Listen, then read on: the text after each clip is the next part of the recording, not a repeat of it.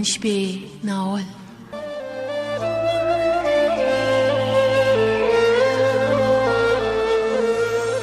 د کندهار رادیو د خپرونو اداره یې وړاندې کوي.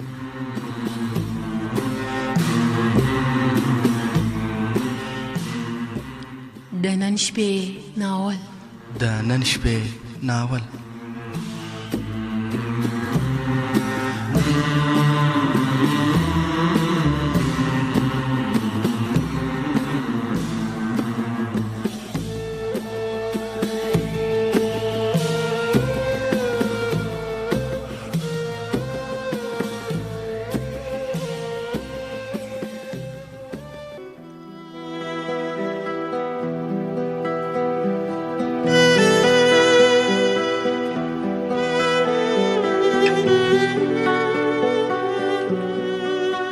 د کندهار رادیو قدرمنو اوریدونکو السلام علیکم. په دې هیله چې جوړ روغ او د پوره صحت خاوندان ویاست. دا د یو ځل بیا زه اسدالله زړسوان، تخنیکي همکار محمد عمر جان نیازمن، د خپرونو پروډیوسر اغلې معصومه سیدزاده د یو بل ښکلي ناول د لارې ستاسو په درانه چوپړ کې حاضر سوي یو. په دې هیله چې دا ناول به هم ستاسو د خوښۍ وړ ګرځي. نو پیل کوو په یو نوي ناول.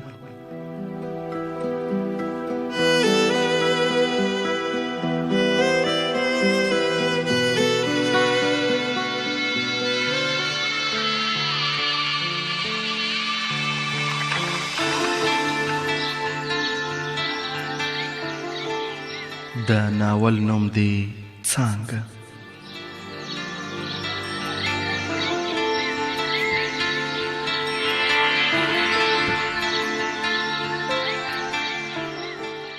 لیکوال محمد اجان یار.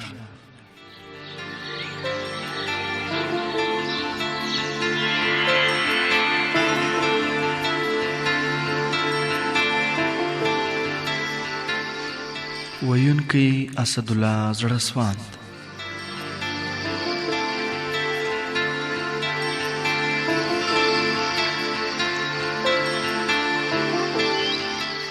برخه لومړی.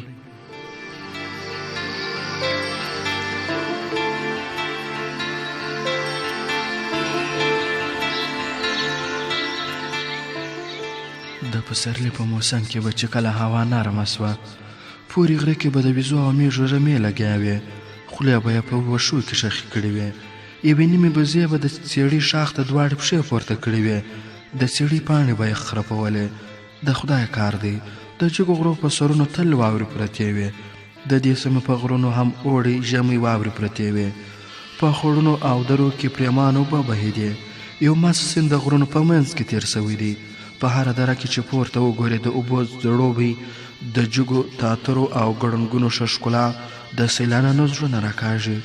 دا غرونه د نښترو، څېړیو، ګورګورو او مماڼو په ونو پټ دي. د پسرلي په موسم کې سیمه او بازارونو ته د شنو توتیانو بچې راچلیږي. ډېرې پرګنۍ په دې سیمه کې ژوند کوي. هلته پورې د غره په لمن کې یو کلی ښکاري. مخې ته یې څومره لوړ لوړ چنارونه ولاړ دي. لاندې ترې ویستل دي. د کلي خلک پکې اوړي ژمی پنډ وي. څوک پکې ملنډې وهي، ځینې سره خپلو کې پټ پټ غږېږي. د چا د وړیو څرخکۍ لاس کې وي او تاووي یې. عجبه د خوند ژوند دی. د کلي مخامخ له سینده پورې د غره بیخ کې سړک تېر سوی دی.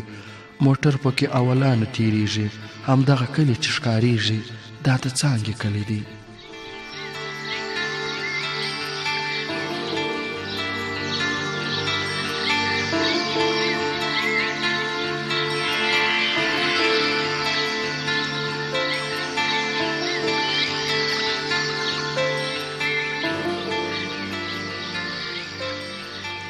آصف کاکا دې خدای وبخښي، هغه راته د څانګې نقل کاوه.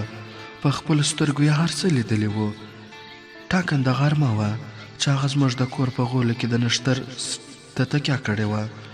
ویل یې غوږ کښېږده چې ټوله کیسه درته وکړم. ما ویل ښه کاکا، غوږ مې دی. ده ویل احمد خان ملک د مشرقیات سړی و. د نیکونو نه ورته د کلي مشري ورپاتې وه. رښتیا چې ډېر خدمتګار سړی و. یکی یوه لور او یو زوی خدای ورکړي وو. ډېرو مځکو او شتو خاوند و. لور یې ښوونځي ته تله او زوی یې لا وړوکی و. د لور نوم یې څانګه وه. لومړۍ ټولګۍ نه تر شپږمه په لومړۍ درجه کې وه. څنګه لږ رابوټکۍ سوه، په ښایست کې بله داسې نه وه. څه ونه او ښایسته رب ورکړې وه. په ټول ښوونځي کې یوازینۍ ښکلې او لایقه نجلۍ وه. د کلي امام نه یې قرآن هم اړولی و. څومره چې ښکلې وه هغومره حیاناکه هم وه. په چم ګاونډ او کور کلي کې د ښایست او ښه خوی اوازې خورې سوي وې. څومره چې غټېدله ښکلا او شهرت یې په کلو کې زیاتېده. ما په خپله لیدلې وه، ځکه درته دا دومره صفتونه کوم. په هغه وخت کې یوازې معارف پر مخ روان و. جونې او هلکان په ښه شوق او زور سره مکتب ته تلل، خو د ژوند نورې چارې بیخي په ټاپه ولاړې وې. د باچهۍ وروستۍ شپې ورځې وې، ناکراره غوندې وې. لنډه ورپسې داود خاني راغله. په هغه کې هم ګډوډ ژر پیدا سو. په هېواد کې ګوندونه او سازمانونه جوړ سول. له یوې ورځې نه بلې ته بتره راتله. په داود خان کودتا وسوه او په نتیجه کې خلقي دولت منځته راغی. موږ او تاسې لیده چې په لومړیو څو میاشتو کې ښار کلی وسو. لږه موده پس حالات ورو ورو خرابېدل، تر څو چې خبره ان جهاد ته ووتله. له یوې ورځې نه بلې ته د خلکو نفرت له دولت سره زیاتېده. له بلې خوا نه په دولت کې د ننه ګډوډي رامنځته سوه. د دغې ګډوډۍ او وروسته لاسوهنې په نتیجه کې د خلقي دولت واکمني پکې خپل سر وخوړ. یوې بلې پرچمې ډلې د کارمل په مشري روسان راوستل. د روسانو په راتلو سره کلي او ښارونه ورځ په ورځ له خلکو نه تشېدل. خبره لا نه بلې خواته ولاړه. ډېر کلونه وروسته زموږ کلي ته یو استازی راغی. ویل د یو کلي احمد خان ملک په ځای کې جرګه ده، غوښتې یې. د کلي د نورو سپین ږیرو سره جرګې ته ولاړم. کله چې د جرګې ځای ته ورسېدو ډېر ولس را جمع سوی و. دا نورې کیسه د څانګې له خولې ده. هغه به تل پلار ته ویلي و: پلار جانه، له یوې ورځې نه بلې طهارت خرابېږي، له مکتب نه پاتې نسم. نه لورې، هېڅ خبره نسته، ته هېڅ فکر مه کوه، خپل سبقونه وایه. دا د حکومت او مجاهدونو خبرې دي، سره غالبه یې، ته غم مه کوه. لا ښه پېغله نه وه چې د کلي ډېر ځوانان یې په تامه وو. زموږ خو د کور کلي خبره وه. د ملک ربتلو راتلو لیدله به مې. اتم ټولګۍ ته چې ورسېده پېغلو چې سوې وه. د ښوونځي په لاره به ورته ډېر ځوانان ولاړو. څانګه ډېره حیاناکه او شرمېدونکې نجلۍ وه چې په روانه وه. یوازې به یې خپل مخې ته کتل. کله به چې وخندل په یو غاښ یې لا سپین داغ ښه ښکارېده. په یوه غومبر یې وړوکی خدای خال د هغې د مخ ښکلا بیخي زیاته کړې وه. د ځینې د سر شین خال یې د مخ ښایست څو چنده کړی و. پلار یې د سبق او تحصیل مخه نه نیوله، تل یې خپل لور درس او تعلیم ته تشویقوله. ملک احمد خان د کلي مشر د ټولو خلکو خدمتګار و. هغه ملا او میرزا و. زوی یې وړوکی و، لور یې مکتب ته تلله. څانګه په مور او پلار نازولې وه. په پیغلتوب کې د ښایست درس په هر ځای کې خور سوی و. ډېرې مرکې ورته راغلې، خو چاته یې نه ورکوله.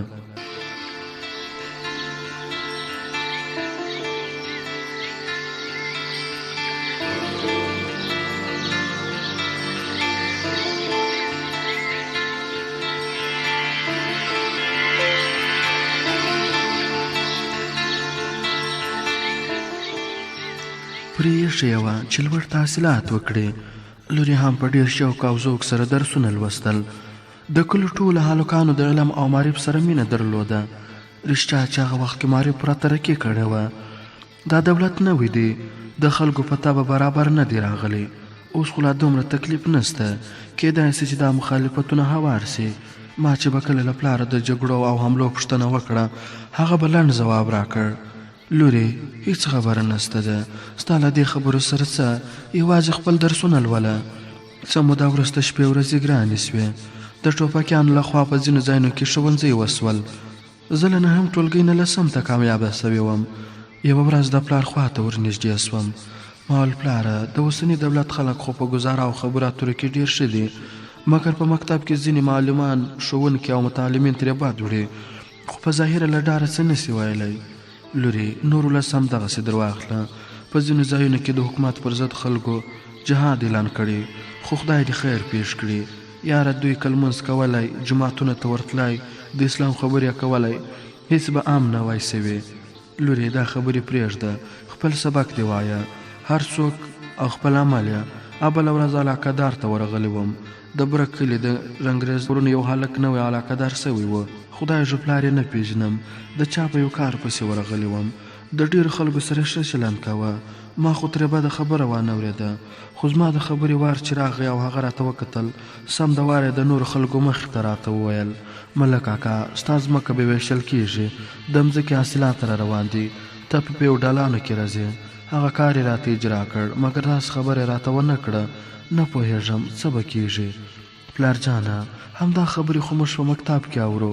درس مرس نسته، ځینې معلمان چې ټولګۍ ته راننوځي همدا د ځمکو او فرمانونو خبرې کوي او یا د انقلاب په باب ګډېږي. اصلي درس پاتې دی. ډېر کم معلمین یوازې د خپل مضمون درس وایي. پلاره، په کوم درسي ساعت کې چې راته معلم درس را نه کړي ما ته ډېر زور راکوي، ځکه چې درسونه وروسته پاتې کېږي. پلار مې ویل: لورې، په نورو خبرې غوږ مه وړه، بېغمه مکتب ته ځه، دا د حکومت کارونه دي، کېږي به.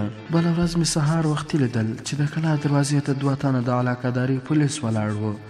د مور نه مې پوښتنه وکړه: مال مور جانې، دا پولیس څه کوي؟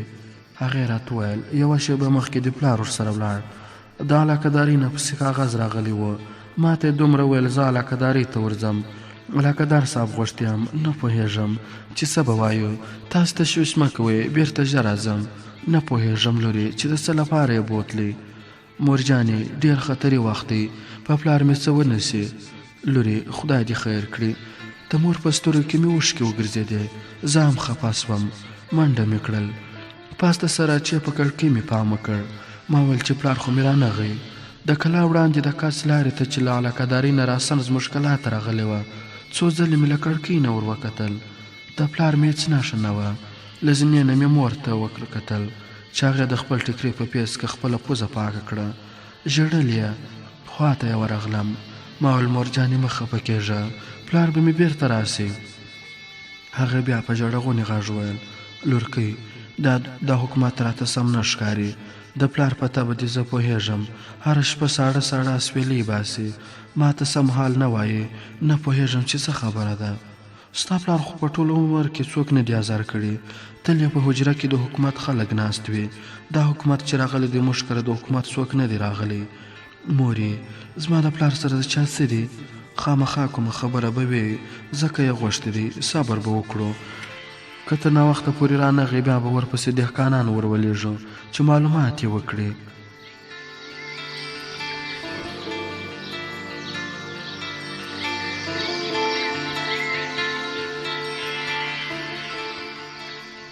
د لومړۍ برخې پای.